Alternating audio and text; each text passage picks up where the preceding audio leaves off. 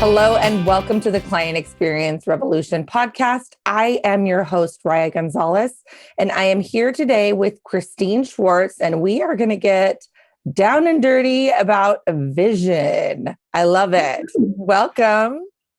Thank you so much for having me, Raya. This is amazing. I'm so excited to be on today. Well, tell us a little bit about yourself and what you do and how you serve the public. Yes, absolutely. So my name is Kristine Schwartz. I am the owner and founder of Reinvent Your Hustle. And what I do is I work with helpers, healers, creatives, coaches, and I help activate them, get them very, very clear in their vision, their messaging, their niche, so that they are able to fully create a strategic roadmap that fits their brand, that fits their voice. And so I give them the tools to create those things. And then on another level, I help those individuals scale, really helping them authentically connect to their customers and sell out their programs through working through Pinterest. I love that. I love that. One of the things that we had talked about before that I was really drawn to was working the business around your ideal lifestyle as opposed to working your lifestyle around the business. So tell me a little bit about that. And then I want to dive into what you mean when you say reinvent your hustle. I'm guessing they're kind of tied to each other a little bit. Yes. And so tell me about that. Yes, absolutely. So I guess it all starts with when you're creating a business at the very beginning. And even if you are in process, right, it's all a work in progress. You might be 2 years in, you might be 5 years in, you could be 10 years in for all I know. But the whole point, what it always comes back to is we have one life. We live this one life. And so ultimately, because you're the CEO of your own business, you have the opportunity to change at any point in time. And you have the opportunity to curate your lifestyle. And so what tends to happen with business owners, especially those that have been in the grind for a while, is that our business runs the show.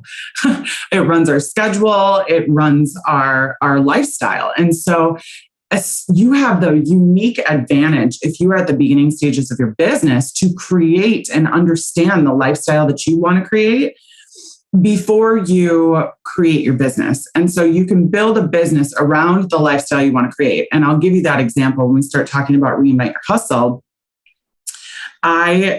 This business started out of a layoff. So I was working in corporate and I thought I had it all figured out, right? I was working my way up the corporate ladder. I went back to school. I got a double master's. I kept reinventing myself because as a female, I had found that, we all, as females, we probably already know this, but you're potentially underpaid. You have to speak your voice. You have to speak your truth in order to elevate and take it to the next level. And you have to stand in your power. And so I had found many, many a time that I had to promote myself and no one was going to do it for me. And so I had to continue to reinvent myself, whether that was going back to school.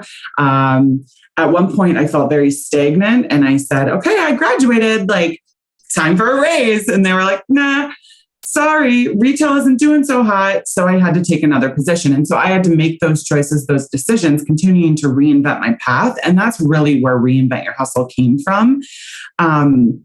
At which point, I kind of jumped around. I was the person that wore all the hats, right? So I was in project management. I was an executive assistant. I worked in sourcing. I worked in marketing for a $1 billion retailer, and then everything was going great. And then I was laid off. There was a reorg, and I was laid off, and I was just sideswiped. I didn't know what hit me. I was one layoff, so it really, really hurt. And when you put everything into a company, you're like, this is your pride and joy, and you feel so attached to it, and you work your butt off. I'm sure a lot of people can relate to this. You work your ass off to get to this place, and all of a sudden it's all ripped away from you. And you're like, what just happened? I thought I was doing everything right. And so, of course, at that point, I had myself a little pity party. for a couple of weeks. And prior to this, actually, my old boss had approached me and said, "Hey, would you ever be interested in consulting for Urban Outfitters?" And I said, "Yeah, that would be great as long as it's not a conflict of interest." And so we put together a proposal that didn't end up going through. But when I was laid off, I just thought, man, if I can align VPs at the highest level and I can work with department heads and I can train their employees, I can 100% take all this knowledge and reinvent myself and work with small businesses. Like I can do that. And I want to help. I want to help women. This was the original thought. I want to help women that have been laid off that are ready to start their businesses and give them a roadmap. It transformed into something else, right? It transformed as I found my niche, but it took me a long time. And so I said to myself, there's got to be an easier way. So I just literally documented my process and I said, this is my vision. Like I want to create this beautiful company where I can impact and influence women to really take their business to the next level. And I want to get them further, faster. Like it shouldn't take this long. So I created that roadmap, right? And I had this vision. And so that's why vision has become such a staple in not only what I work, how I teach, but also when I speak to people. It's always such an impactful topic because when we have that vision, it can start to guide how we build our business. It can start to guide how we build our lifestyle. And when we have that like North Star, that's what's so important to be able to say, this is where I'm going and this is how I'm going to get there. Because once you have it, then you can build out the how. But sometimes we get so caught up in the how that we can't even build the vision. Right. Yeah, I think that it's totally true. I have a similar beginning in that I was let go, but more on a termination basis, less on a layoff basis. And so I did a lot of how for a long time, just like, because I wasn't really sure I even wanted to be in business. I was just avoiding applying for other things. And so it made it easier. In my mind, I was like, well, I can't reject myself. So I'm just going to go into business, which is not actually true because in business, there's a lot of rejection. You know what I mean? So, oh yeah, you got to build a thick skin. But I didn't really know what the product that I was delivering. I was doing administrative work, and I built out an administrative agency, and it was good. And I had clients, and things were going good, but it wasn't really fulfilling me. It wasn't really. I didn't really know why I was doing it. It was again like kind of like where, I mean, there was decades in my corporate career where I thought, am I doing this because this is the next thing? Or am I doing this because this is what I want to be doing? And then there was this big empty feeling inside where I'm like, I'm supposed to be doing something more. Right. What's that greater purpose? What is the greater purpose of what it is that I'm doing? And so I think from what I'm hearing you say, that's really applicable for everyone. Seriously, even if you're in corporate, what is your North Star? What is the point of what it is that you are doing?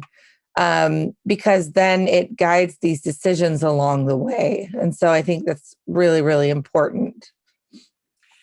And I think too, lately I've been saying soul alignment. Like when we think about our passion, our purpose, and why we're here, we have to 100% believe in what we're doing.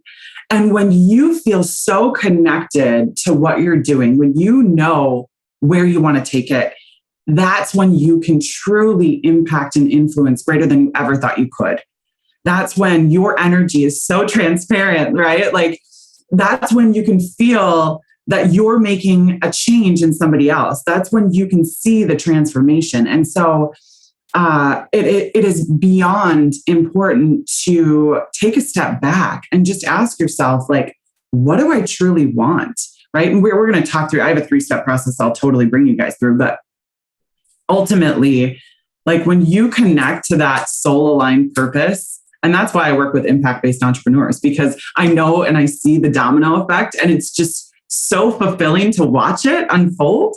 But it's also, it goes back to that bigger why. You've heard this. Everybody talks about your why, but like ultimately we have to, I don't know if you've ever heard of the thought process of 7 layers deep, but like asking your why and going 7 layers deep till your breathing gets heavy.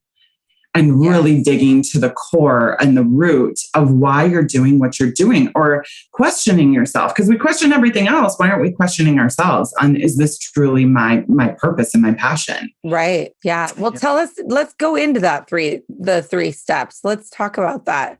So you have 3 steps that you help people with in Reinvent Your Hustle. Let's dive right into that and find out, what are some of the, highlights of how you help people walk through this process. Yeah, absolutely. And what I will say is, before we even jump in, a lot of the questions that I'm going to talk about right now are in a vision meditation. So if people want to take this afterwards and do it on their own, sometimes having that quiet time to self-reflect is the best way to do it. But think about these things as I start to go through them. So there's a 3-step process, and truly, it's getting clear on you personally before we even jump into your career, your profession, your business. The second step is your business, right? Understanding where you want to take it. And then the third step is really getting clear on your zone of genius. So what are your strengths and how can you work in that space? So that being said, the reasons, and we'll go back to it again, but like when you get clear on your vision, number 1, there'll be more profit, there'll be more freedom, number 2, and you're going to have solid direction. We talked about that North Star. So it's just very important. There are reasons behind it. And although maybe people will say, oh, you have to put your vision in a business plan. I'm not talking about a vision statement that's just written in a business plan so that you can go get funding for your business. I'm talking about truly breathing into something that has meaning and purpose for where you're driving the business.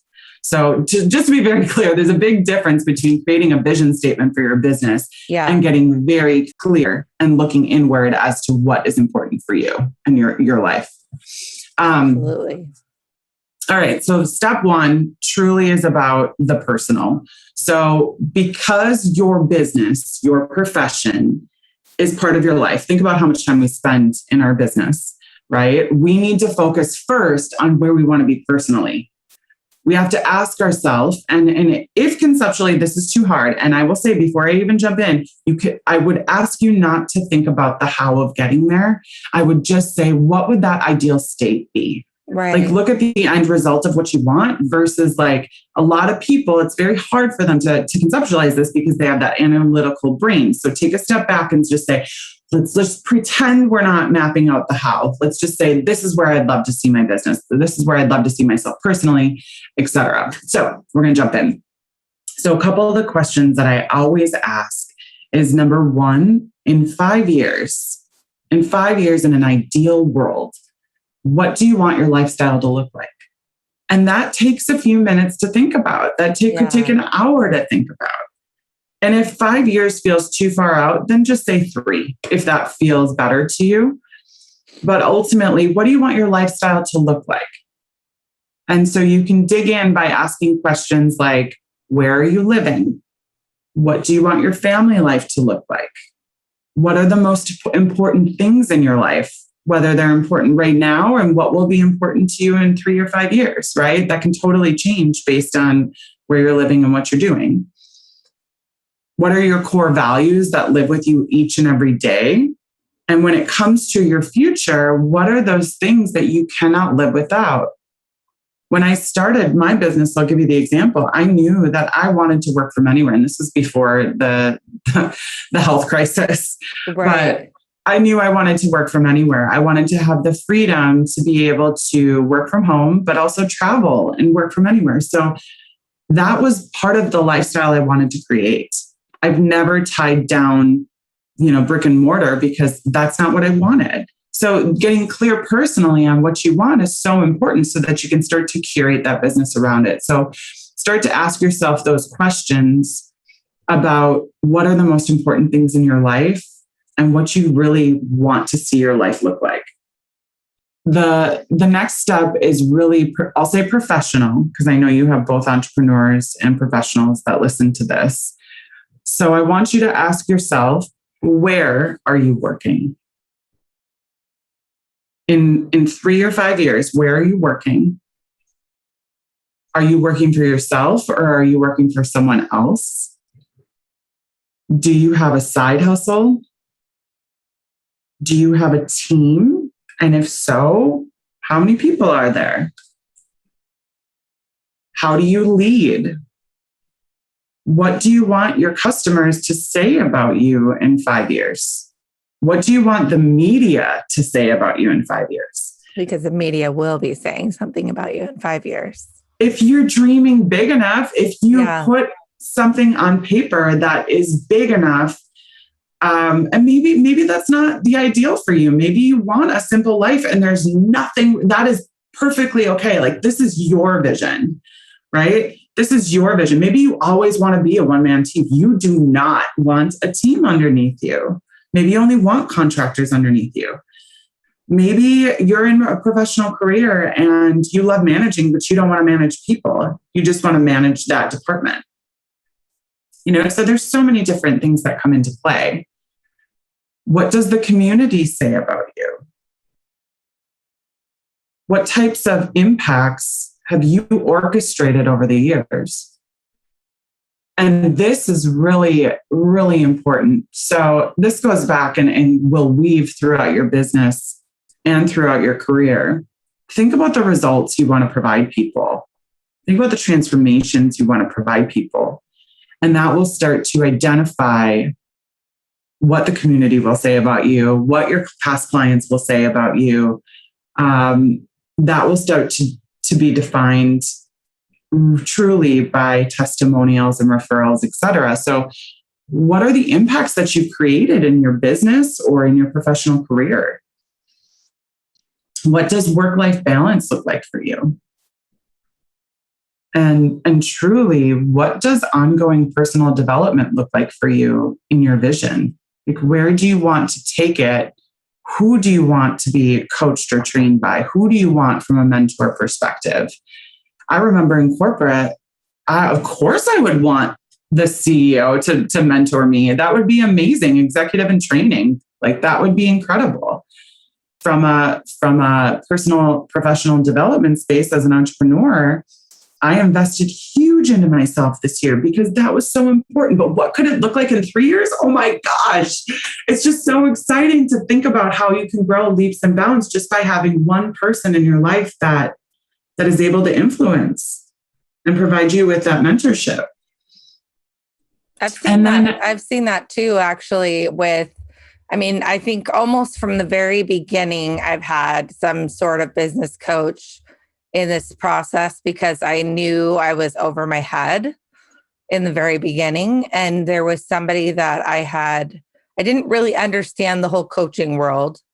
But when I had worked for a short period of time in sales, there was somebody that I had met through networking that had worked with a fellow salesperson on like money mindset and that kind of stuff. And she was like, Raya, like I worked with her and seriously the next month I like tripled my sales. Like it was crazy.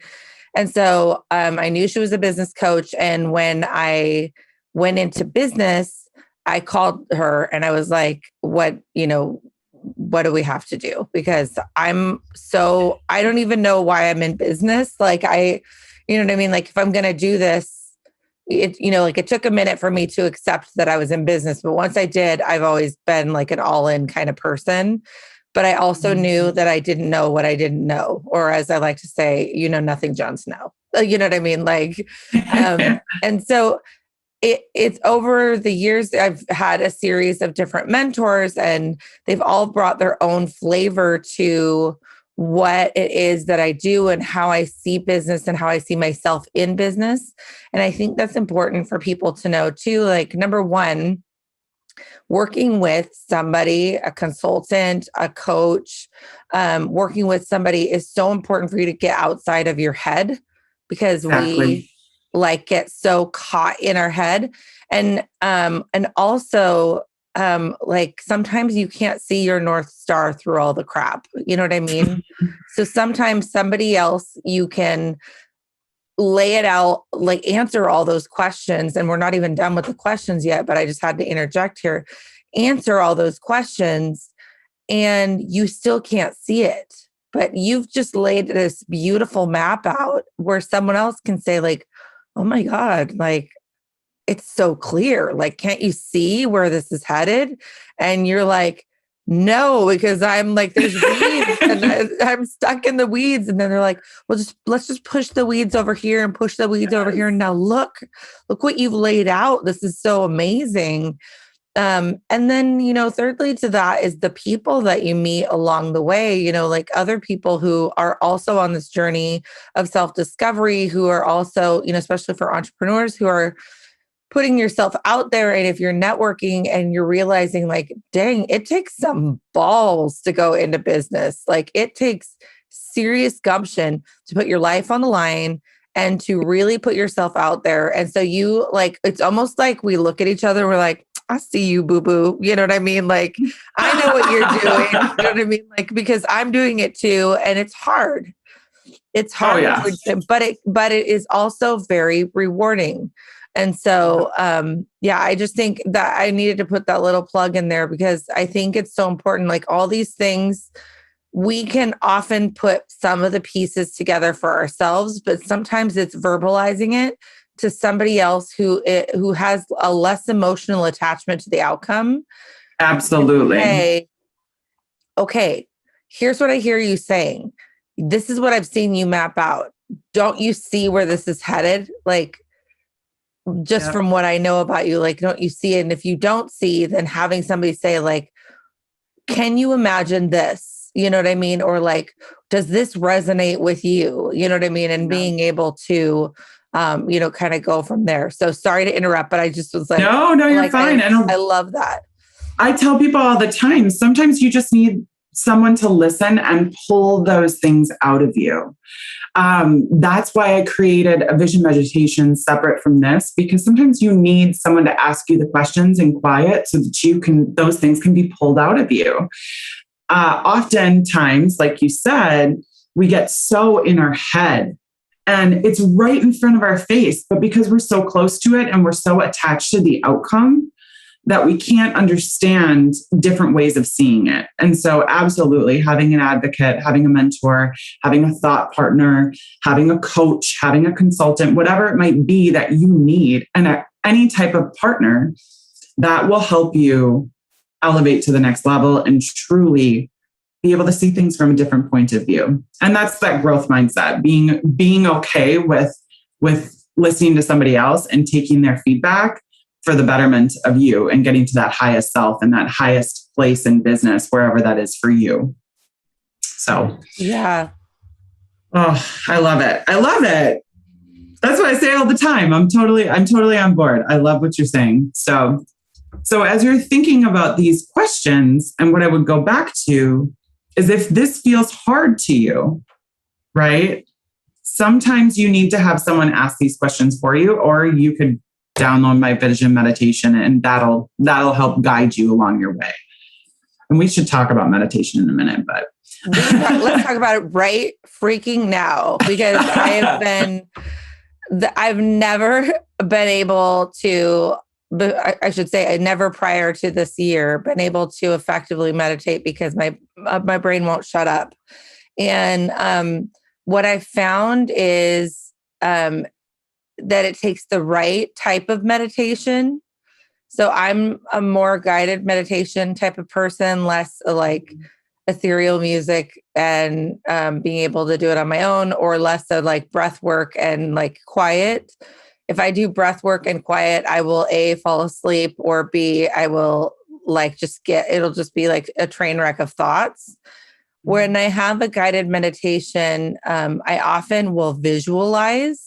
Like I'll actually have very vivid visions of whatever it is that I'm thinking. And for example, I'm doing a class right now and it's an 8-week class. And she did a meditation, and I can't even tell you what the meditation was about. I know that part of it was letting go and, like allowing things to just organically happen.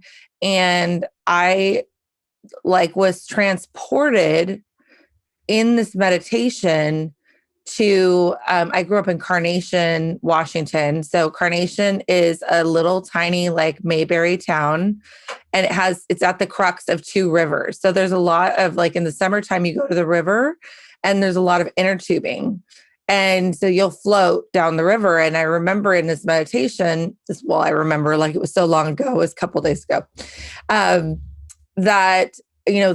been saying that that's one of the things that I need to do is I just need to let go. You know what I mean? Like, I just need to like allow myself what that would feel like if I had absolutely no control over the result, because # I have no control over the result. So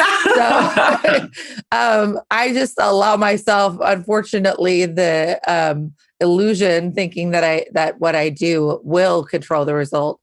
But in this meditation, I'm fighting in the beginning against the current. Like I'm standing there, like standing against the current, like trying to fight it. And then all of a sudden I just like relaxed my whole body. And then I'm like up almost like I'm on an inner tube. And then I'm letting the river just carry me down. And the sun is coming down. And all of a sudden I just like lean backwards and I'm like laying on this inner tube and I'm just like letting the sun beat down on me. And I knew that like on either side of the riverbanks, I could stop anywhere I wanted to stop and it would be good. Like I could stop anywhere, but right now it felt so good to just let it float. And like all I had to do was steer. Like I had no power. Like there was no effort or energy put into this massive power that was underneath me. All I had to do was just say like, maybe a little this direction, maybe a little this direction. But the effort in which this thing, and it was like, I can't remember the phrase, but it was something like, this is not effort. This is not like something else. This is just go. Like it was a very forceful, being divinely guided. So yeah. Whatever you want to call it, universe, source, God, you're being divinely guided. Yes. And you just had to steer, right? Like when you let go. So meditation is a lot like that when we think about and intuition. Okay. So I'm going to say something and you're going to be like, what? Not me. we actually, maybe people listening might, but we actually have 3 brains. Okay. Follow me here for a hot second. So we have our head, right? And that's the brain we're all familiar with. And that has power over our intellect and our logic. And we have over 86 billion neurons in that space, right? And then we have our heart. I had no idea until I did research on this that we had over 40,000 neurons in our heart. Like neurons can learn, receive, change, and adapt, just so everyone's very clear. And neurons are typically found in the brain, right? You also have your gut. And your gut is that self-preservation, that fight or flight, danger. We have over 100 million neurons, brain cells in our gut. And so what tends to happen is that, and especially if you're like Raya, if you're like me, you may be an extrovert. It may be hard for us to calm our mind. And we have a lot of this extra mind chatter going on. And so remembering and understanding that each of these brains are able to receive, process, store information, and access it again when needed is very important. We can sense, learn, change, and remember. And so that being said, what's really important to understand is that we have this vagus nerve going up our spine. And typically what happens is 80% of those nerve relays go up. They don't come back down. And so when we're meditating, we're doing it, we're kind of like in our head. But ultimately, we do this check and balance in our gut or in our heart. And sometimes, I'm sure everyone's felt this, where we feel like, well, my head's telling me one thing and my heart's telling me another. Or the narrative of my guts just, something's off. It just feels off to me. And my brain couldn't figure out what it was. And oftentimes what that is that's your other brains trying to guide you. And so when I think about meditation, I relate it back to mindfulness and being aware of what our other pieces of our body are actually telling us, like listening to your heart, listening to your gut, and allowing those other brains to become part of the conversation, because they were like, our body is put together so that we can have those checks and balances. Because if logic leads over everything else, you're never going to fall in love, right? You're never going to have those beautiful things in life because you're not listening to your heart. So anyways, now I'm going to get off my woo-woo track. But the whole point is, when we think about meditation, it's really allowing ourselves to just calm the chatter in our mind, the chaos in our head, and let the subconscious join the conversation. And so all of that is intrinsically tied to your identity, right? Like when we think about vision, that is your identity. And your self-identity is stored in your gut, right? Because that's your preservation. That's your fight or flight. That's, I have to take care of myself, my family, what comes first.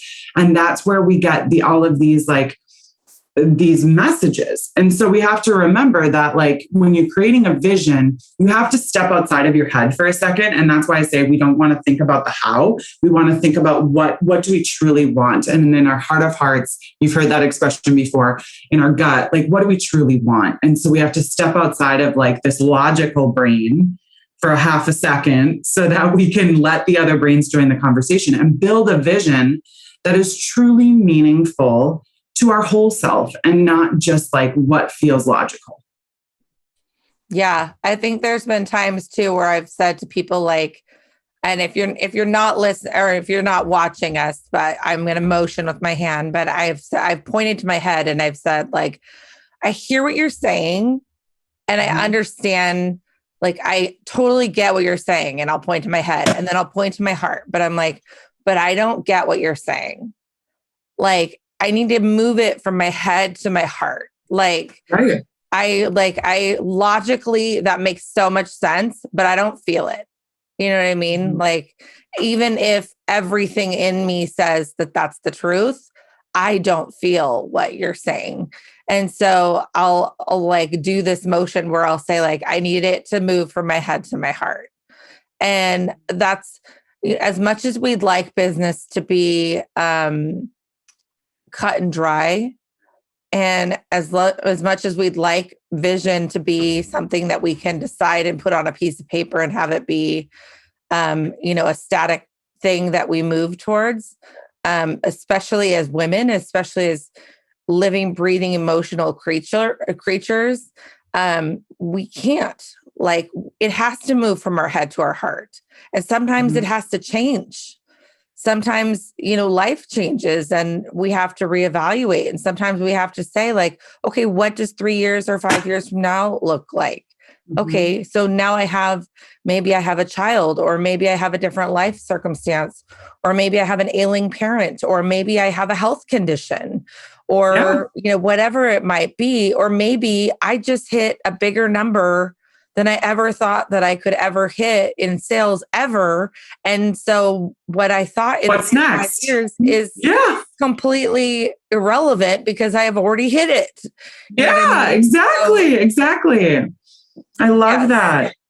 And so to that point, like, visions are something that you create every 3 to 5 years. And so when I work with clients, I have an amplified vision template that I have them go through this vision meditation. And then after they've gone through messaging, niche, getting clear on their target customer, all of that, then we jump back into the amplified vision template. It's almost like after you've created your goals against this vision, then you can go back and get even more concrete on what you want to see. But we just have to aim for that. Think big, step outside of the how, and get to the root of what you truly want as you're building this vision. And so the third step, I want to make sure we get to it, just so that everyone can do this process on their own if they don't want to take the time on the vision meditation. One thing that's so important is understanding yourself, right? So we talked a little bit about self-awareness, mindfulness, etc. This is an exercise that I'm sure a lot of you have heard about. Strength finders, you've heard about all the different personality decoders, things like that. So that being said, you most likely have also heard work in your zone of genius, or at least try to work in your zone of genius, because you're going to exceed expectation 10 times more than you would if you were working in a space where there's opportunity. So analyzing what your greatest strengths are. And without thinking, this is not being egotistical, I want you to write down, what do I know I'm really good at? What do people compliment me on? Like, what am I really good at when it comes to business? And get clear on that, and not feel like you're being vain. You're just trying to understand yourself and have a greater awareness of your best capabilities, right? When you're trying to figure out that zone of genius, ask yourself, what are the activities that happen almost effortlessly and time seems to disappear while performing them, right? What is the piece of your job that brings you the most joy when you do it? Like this part, like when I talk with clients and we were talking about pulling things out of them and trying to understand, like, oh, I just don't understand what my niche should be, blah, blah, blah. We're in this conversation. All of a sudden, I'm like, I ask them certain questions and then they're like, yes, that's it. And like, that's what's so fun about my job, right? I love it when I can pull those things out. That's my jam. And so when I realized that, like, that's one of my secret sauces, right? That's what I bring to the table. It's like, oh, okay, I should do more of that. I should figure out other ways I can pull things out of people. So I would ask you that question, like, what is the favorite piece of your job? And you tell me, I don't know, what's your favorite piece of your job right now? Oh gosh. I mean, there's so many, but I think what I love the most is two-pronged. And that is, in one side of our business, we do VA matchmaking. And so I love, on my side, what I get to do is help women envision what it would look like to have somebody to delegate to, like what it would look like to have back 10, 20 hours of their week. And then my team member who is looking for their VA and looking for somebody who's really, really specific to what they're looking for, we are actually creating an entrepreneur out of somebody in the Philippines as well. So it's totally. Like a process of like empowering two women to come together to create something bigger. But they're both being empowered as entrepreneurs. And it's like the teamwork aspect, but also there's actually way more possible than you thought that was possible. And you can do this. So we all have those pieces of our job. And so it's like, okay, write those things down, like get clear on them, because those are the pieces that you can start to, how do I get more of that in my career? Another question I always ask is, where do your clients and customers provide you with the most recognition? So sometimes as a newer entrepreneur, this takes time, but it can come in the form of testimonials. It can come in the form of referrals. It can come in the form of saying, like, this is the best part of your program. This helped me so much, and here's why. And so when you start to get clear on that, you can hone in on what's working really, really well. The next question is, where do you do your best work? In what type of environment? And so understanding, do you need quiet? Do you need white noise? Do you need music behind you? Do you like to have other people in the room? Are you in a coffee shop? Do you do your best work alone, in a home office, in a business environment? Like getting clear on that so that you can put yourself in those situations for optimum performance. Yeah. And then ultimately, similar question, what's the best time of day for you? So when we think about critical thinking and those things that we always procrastinate because we don't want to freaking do them, that's something that we should be doing at our most optimum time of the day. So typically what I see with entrepreneurs is there's 2 to 3 hours where we can do our most critical thinking and we do our best work. And so I'll ask them right when I start working with them, hey, tell me, are you a morning or an evening person? Do you love to wake up early? Are you a midday type of gal? Like, what are you, right? Maybe you like to work late. Like everyone's doing things during the house, at home, they're busy, they're loud. I like to work at night and I do my best work between 8 and 10 p.m. after the kids go to bed. Like getting clear on that so that you can schedule those activities and really understand, this is my premium time. So what could I be doing in that space to like get optimum results, right? So understanding your strengths and your zone of genius is going to help you build out this vision and be able to understand what you should be putting more and more effort into in relationship to that next level of where you want to take your life, where you want to take your business. When we get real on ourselves, on our personal, on what we want, when we get real in our own strengths and then get real in our business, that makes all the difference in the world. So once you go through this process, I want you to circle the high level themes that keep popping out, right? Across all three of these high level topics. And then understand like the words that resonated with you the most. So circle those things on your sheet of paper. What's resonating with me the most? And then what are the pieces that get you really emotionally worked up? Because when we talk about a vision, there's some things that we really want that maybe we can't have, or we feel like we can't have, but ultimately we're putting it on our list. Like we're putting it on our vision board. We're putting it high up here. And that can get us really emotionally worked up. But that's where we need to really get clear on why we want those things and get really excited about them and recognize them for what they are.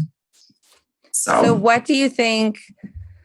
Let's say I have a vision board. Let's say I've gotten really, really, really clear and I've walked through the steps and I know and I can see Raya in 5 years.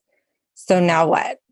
Like, what do I do to make it a reality? Yeah. So you got to start making baby steps, right? So vision is not something that can be achieved in 1 year.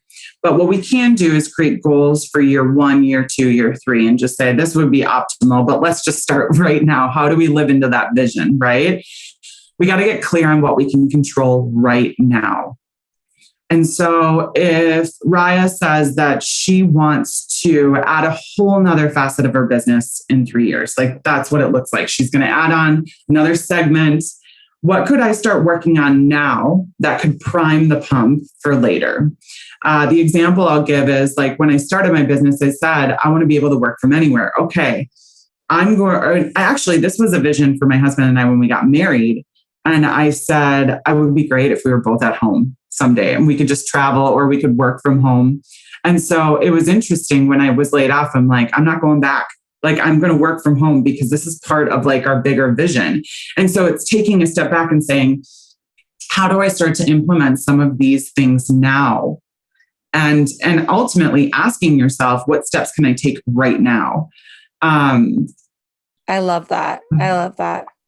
Well, I always ask 2 questions when I interview guests. And this is really important because we've covered a lot of material and it's all so good. But if you could distill it down, and let's say somebody could only walk away with one thing regarding vision, what would you want them to walk away with where they could say, like, I listened to this podcast, I got really inspired.